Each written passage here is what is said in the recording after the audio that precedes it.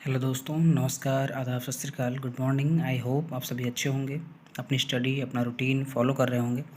साथियों, आज हम हिस्ट्री के क्लास 6 फर्स्ट चैप्टर के बुक का देखेंगे, क्या क्या इम्पोर्टेंट है उसमें से। पढ़ने के बाद से आप एक बार ज़रूर खुद से रीडिंग कर लिया करें, जिसका आपको बेनिफिट होगा। बुक हमारे अतीत फर्स्ट चैप्टर है, क्या, कब, कहाँ और कैसे। इसमें देखेंगे हम आखेटकों, शिकारियों, पशुपालकों, कृषकों, शासकों, व्यापारियों, पुरोहितों, शिल्पकारों, कलाकारों या फिर वैज्ञानिकों के जीवन के बारे में जानकारी हासिल करते हैं। हिस्ट्री हिस्ट्री में सबसे पहले एंशियंट हिस्ट्री होगी, जिसमें हम जानने का प्रयास करेंगे कि उस टाइम के जो अखेटक थे, शिकारी थे, वो कैसे थे, पशुपालक थे वो कैसे थे, उनका जीवन यापन कैसे होता था, कृषक थे उनका जीवन यापन कैसे होता था, व्यापारी थे तो उनका जीवन यापन कैसे होता था। इन सारी चीज़ों के बारे में फर्स्ट चैप्टर में थोड़ा थोड़ा बताया गया है। कई लाख वर्ष पहले से लोग नर्मदा नदी के तट पर रह रहे हैं। कुछ कुशल संग्राहक थे, वे जानवरों का आखेट शिकार भी करते थे। कुशल संग्राहक इन द सेंस कि जो भी चीज़ें हुआ करती थी उनके खाने के लिए और सारी चीज़ें, तो वो संग्राहक थे, मतलब स्टोरेज बहुत अच्छी तरीके से करते थे, जिससे कि किसी जानवर या फिर किसी और चीज़ के द्वारा उसका नुकसान न किया जा सके। और वो शिकार भी किया करते थे। उत्तर पश्चिम की सुलेमान और किरथर पहाड़ियों, ये जब आप जो अपनी एनसीईआरटी है ना, एनसीईआरटी हिस्ट्री का जो फर्स्ट चैप्टर है, जब उसमें आप मैप देखोगे, पहला ही मैप होगा, उस मैप में आप देखोगे उत्तर पश्चिम की सुलेमान और किरथर पहाड़ियों के आसपास कुछ ऐसे स्थान जहां 8,000 वर्ष पूर्व स्त्री पुरुष ने सबसे पहले गेहूं तथा जौ फसलों की को उपजाना प्रारंभ किया। तो आप समझो यहाँ से क्वेश्चन क्या बन सकता है कि गेहूं और जौ सबसे पहले कहाँ पे उपजाना प्रारंभ किया गया और कितने वर्ष पूर्व प्रारंभ किया गया। दोनों प्रश्न बन सकते हैं। तो आपके पास बहुत से ऑप्शन आ जाएंगे। गारो हिल्स पहाड़ियों के पास, विंध्य पहाड़ियों के पास, उत्तर पश्चिमी की सुलेमान और किरथर पहाड़ियों के पास। तो इस तरीके से ऑप्शंस बनेंगे। तो जब आप पढ़े रहोगे तो एग्जैक्टली आंसर आप निकाल लोगे। ऐसा नहीं है कि एनसीईआरटी से क्वेश्चंस नहीं बनते हैं। तो आप ज़रूर एक बार थॉरली रीड कर लें, फिर उसके बाद जब आप ये वीडियो देखेंगे तो आपको भी लगेगा कि हाँ, उतने इंपॉर्टेंट पॉइंट्स कवर किए गए हैं जो एक्चुअल में रिक्वायर्ड है। जहाँ सबसे पहले चावल उपजाया गया वे स्थान विंध्य के उत्तर में स्थित है। एक सवाल यहाँ से भी बन जाएगा कि सबसे पहले चावल कहाँ पे उपजाया गया। ये उपजाया गया विंध्य के उत्तर में। ऐसे ही प्रश्न आएंगे अरावली के पश्चिम में, गारो के पूर्व पश्चिम में, इस तरीके से। तो वहाँ पे जब आपको पता होगा तो आप एग्जैक्ट आंसर लगा सकोगे। सिंधु तथा इसकी सहायक नदियाँ कौन कौन सी हैं? चिनाब, झेलम, रावी, व्यास, सतलज। ध्यान रखिएगा, झेलम, चिनाब, रावी, व्यास, सतलज किसकी सहायक नदियाँ हैं? सिंधु की। इन सहायक नदियों और सिंधु के किनारे लगभग 4700 वर्ष पूर्व कुछ आरंभिक नगर स्थापित हुए।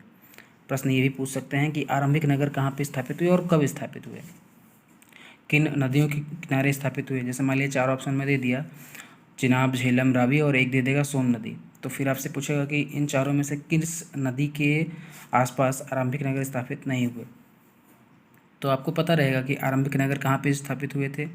सिंधु और इसकी सहायक नदियाँ, और इसकी सहायक नदियाँ कौन कौन सी हैं? झेलम, चिनाब, रावी, व्यास, सतलज। झेलम, चिनाब, रावी, व्यास, सतलज। तो जब आपको याद रहेगा तो आप एग्जैक्ट आंसर आराम से निकाल सकेंगे। फिर है गंगा व इसकी सहायक नदियों के किनारे तथा समुद्र तटवर्ती इलाकों में नगरों का विकास लगभग 2500 वर्ष पूर्व हुआ। प्रश्न क्या बनेगा? प्रश्न ये बनेगा कि गंगा और इसकी सहायक नदियाँ कौन सी हैं। पहले आप ये मुझे कमेंट में ज़रूर बताइए। फिर उसके बाद आपसे ये पूछेगा ज़रूर कि नगरों का विकास कब स्टार्ट हुआ। ये 2500 वर्ष पूर्व की जगह 2800 कर देगा, 3200 कर देगा, 3100 कर देगा। तो इस तरीके से जब आपको याद नहीं होगा तो आप वहाँ कन्फ्यूज होगे। तो पहले से पढ़ के रखना है जिससे कन्फ्यूजन ना हो। और यकीन मानिए एनसीईआरटी आज भी उतनी ही ज़्यादा इम्पॉर्टेंट है जितनी कि पहले थी। किसी भी एग्ज़ाम के लिए, आप एनडीए की प्रिपरेशन कर रहे हैं, आप किसी भी गवर्नमेंट एग्ज़ाम की तैयारी कर रहे हैं, तो बेस जो आपका बनना है वो एनसीईआरटी से ही बनना है। मगध के बारे में जानेंगे थोड़ा सा। प्राचीन काल में गंगा के दक्षिण में इसकी नदियों के आसपास का क्षेत्र। तो प्रश्न यहाँ से कैसे बन सकता है? गंगा की जगह कोई और नदी कर देगा, दक्षिण की जगह कोई और दिशा कर देगा। बस ऐसे ही क्वेश्चन आपको घुमा दिए जाते हैं, फिर आपको लगता है कि यार ये तो पढ़ाया नहीं गया, तो फिर क्वेश्चन कहाँ से बन गया। बट ऐसे ही क्वेश्चन बन जाते हैं, आपको ध्यान देना है। मगध कहाँ पे? प्राचीन काल में गंगा के दक्षिण में इसकी जो सहायक नदियाँ होंगी उन सभी के आसपास का क्षेत्र। अब इंडिया शब्द कहाँ से आया इसके बारे में जानते हैं। इंडिया शब्द इंडस से निकला है, जिसे संस्कृत में सिंधु कहा जाता है। 2500 वर्ष पूर्व उत्तर पश्चिम की ओर से आने वाले ईरानियों और यूनानियों ने सिंधु को हिंदोस अथवा इंदोस और इस नदी के पूर्व में स्थित भूमि प्रदेश को इंडिया कहा। ध्यान रहेगा, इंडिया का शब्द कहाँ से आया?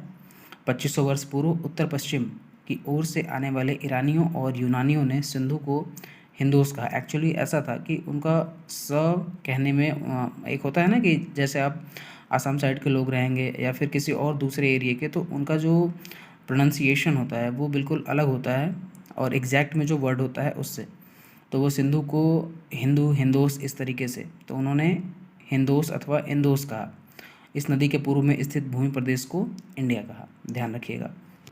पांडुलिपि, मैन्यूस्क्रिप्ट, इससे भी सवाल बनते हैं। ऐसी पुस्तकें जो हाथ से लिखे होने के कारण, जो हाथ से लिखी गई हैं उन्हें पांडुलिपि कहते हैं। मैन्यूस्क्रिप्ट, मैनुअल, स्क्रिप्ट, लिपि, सिंपल।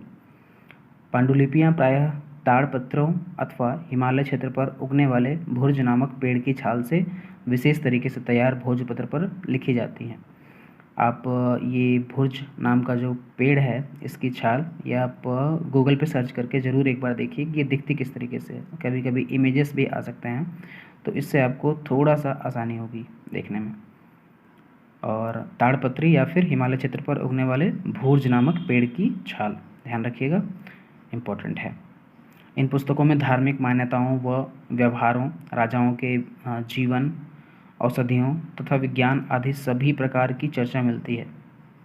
और वहीं दूसरे हैंड अगर देखा जाए तो कृषक जो थे और जो भी दूसरे मतलब जो कह सकते हैं राजा को छोड़ के बाकी जो भी प्रजा जो काम करती है उनका कहीं पे भी जिक्र नहीं मिलता कि वो किस तरीके से जीवन यापन करते थे। और देखा जाए तो हिस्ट्री में ऐसा मैक्सिमम टाइम होता है, बुक्स उन्हीं पे लिखी जाती हैं, मतलब जो लिखवाना होता है, मतलब जिनके पास ऐसा टाइमिंग भी होता है कि वो लिखवा सकते हैं। अभी किसी किसान के बारे में ऐसा कोई बुक में आपको लिखा हुआ नहीं मिलेगा। क्यों? चूँकि उसके पास इतना टाइम नहीं होता है, और राजाओं के पास इन चीज़ों के लिए तो टाइम होता ही होता है कि उनकी हिस्ट्री के बारे में, उनके बारे में लोग ज़रूर जानें। तो ऐसा होता है। बहुत कन्फ्यूजन होता है एडी और बीसी में, इसमें भी जान लें। एडी एनो डोमिनी, एडी अगर नहीं लिखा होगा तो सी लिखा होगा, कॉमन एरा। और बीसी है बिफोर क्राइस्ट बिफोर क्राइस्ट, या फिर बीसी लिखा होगा, बिफोर कॉमन एरा। एडी कब से स्टार्ट होता है? एडी और बीसी के बीच का जो है मैं आपको बताऊं, आपको याद रखना होगा 2000 जो है इसको माइलस्टोन मानते हैं। जो 2000 का साल होगा उसको माइलस्टोन मान के चलेंगे। वहाँ से ईसा पूर्व, ईसा बाद इस तरीके से बनता है, एनो डोमिनी और बीसी। तो अभी एडी चल रहा है या बीसी चल रहा है, ये आप ज़रूर बताइएगा। जीसस क्राइस्ट के जन्म के पहले, मैं आपको बता दूं, जीसस क्राइस्ट के जन्म के पहले का जो भी टाइम है वो बीसी में काउंट होता है, और इसी पैरामीटर को लेके जो आगे का जो भी ईयर है वो एडी के नाम पे काउंट होता है।